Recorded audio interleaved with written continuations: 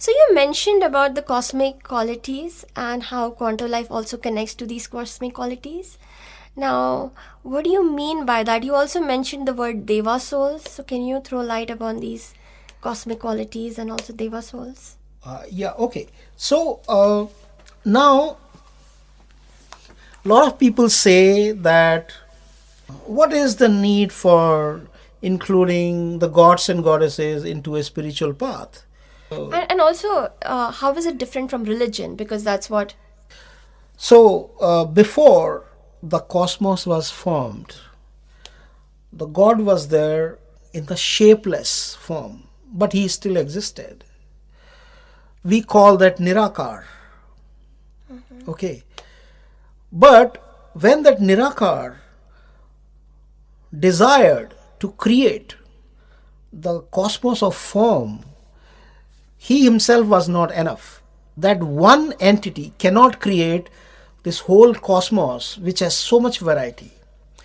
So, what it did was it created three masculine and three feminine souls, and we call them Brahma, Vishnu, Mahesh, and Kali, Lakshmi, and Saraswati. So these souls are nothing but basically they are the cosmic qualities. Now these cosmic qualities further intermingle with each other, and they created so many different gods and goddesses. Each god and goddess is a cosmic quality. For example, if we look at Ganesha, he is the quality of common sense. If we look at Kartikeya, he is a quality of fast action and quick thinking. Right? If we look at Kali, Kali is the energy that brings darkness into light. So it transforms the darkness into life. Like Rudra or the active form of Shiva is the quality of awareness. And awareness means, are we aware of what are we doing in life? For example, are we aware what mistakes I'm making? Right? So these are the different cosmic qualities. Saraswati is the quality of manifesting matter through vibrations. I would say that the cosmos, the cosmic consciousness is manifested through three main qualities, and that is the creation, the Brahma quality, nurturing, that is the Vishnu quality, and Shiva, the transformation quality.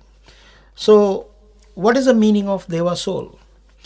A Deva soul is the one which helps the cosmos to expand.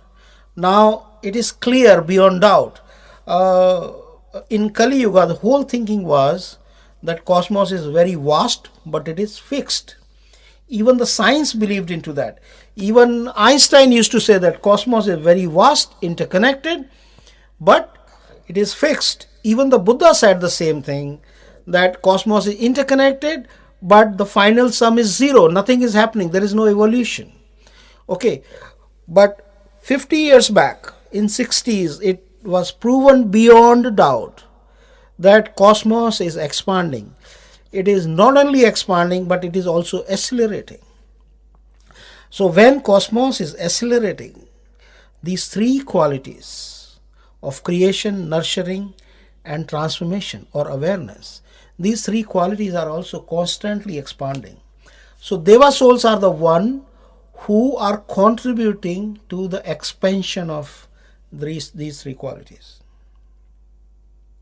So I would like to differentiate between Deva souls and Asura souls.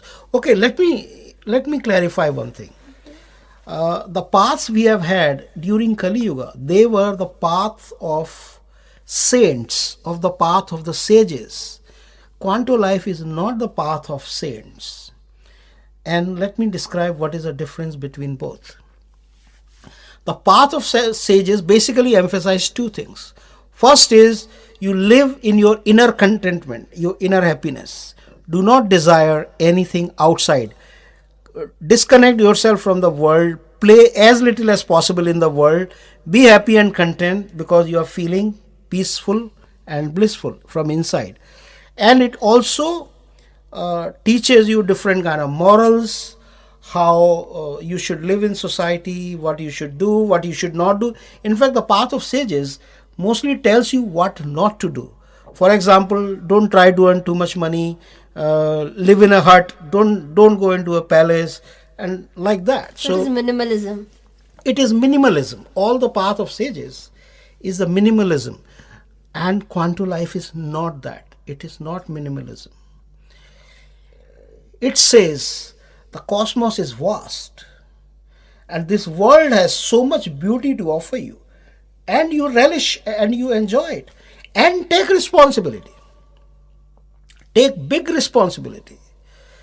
uh, how we can understand what is the path of devas, I have to actually explain by putting it in contrast with what is the path of asuras or the demons. That would be very helpful. Yeah, so for example, Asura will want to make a big house, but he don't want others to be in the big houses.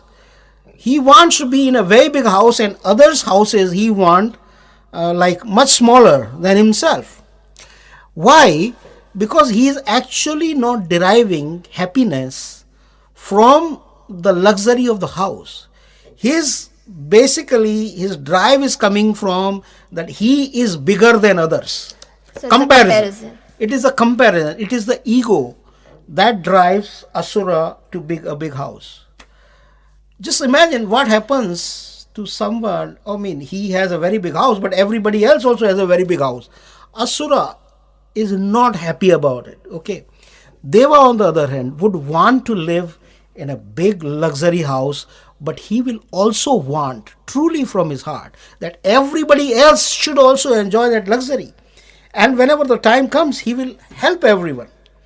And not only that, he will discover a lot of happiness in building a house that is very unique, but he will also be very happy when others are building houses that are very unique, because that together also becomes a very unique experience. So a deva will grow in life, evolve in life, and will also help everyone else to grow. He will want to become richer himself, but he would want everybody else to become richer. Yeah, it's So like this is- creating heaven on earth. Right, absolutely. See, what has happened is that because of the Kali Yuga, okay, I'm not saying that the path of sages was wrong, because that was the only thing possible in the low conscious Yuga. So for that time, that was the It was a perfect yeah. path. Okay, but now we have to go beyond this path of sages. The path of sages told us to play in the world minimum. Okay, because there are demons all around us, and they will exploit, and they will forever, they can damage the deva souls. So that path was good. But now the time has come. You come out of this whole mindset and play big in the world. And you play with other people, not alone, like the asuras. Of course, you take everyone, and you discover happiness in what you accomplish, and you also discover happiness in what everybody else is accomplishing. So this is what the path of devas is. Hi Shiva, so you talked about devas, and you talked about how they are different from asuras, how the deva path is different from the path of saints. Now, how do we access these devas? How do we connect with them?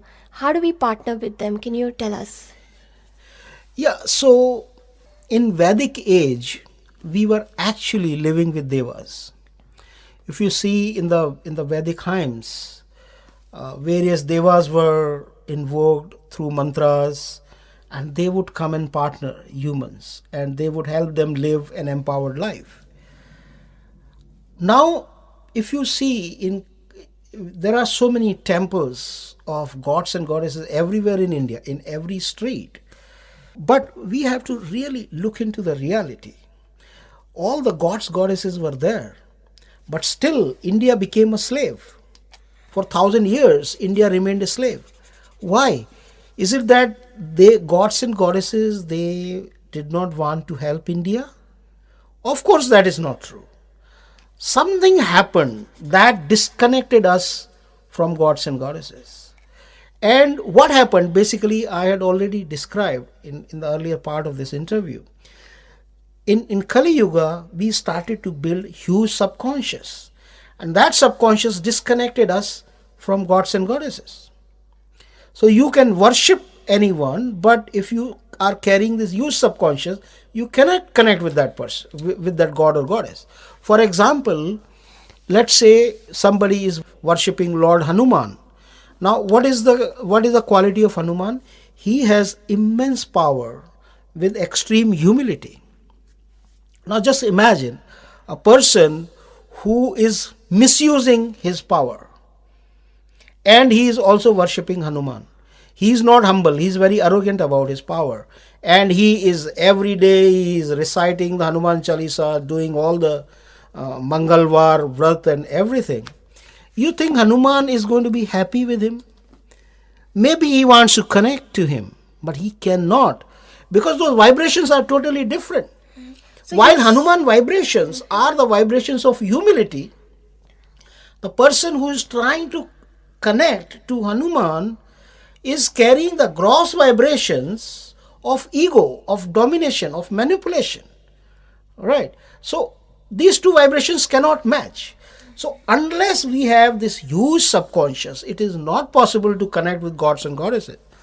So what has to happen is, we have to bring in the transformation component. When our subconscious start to transform into superconscious, gods and goddesses are extremely happy. You can imagine what will make Lord Hanuman most happy. It is not the prasad you offer, it is not the upavas you do, it is not the name you recite every day. That doesn't make him happy. What makes him happy is that you want to imbibe his qualities. And his qualities are extreme power with total humility.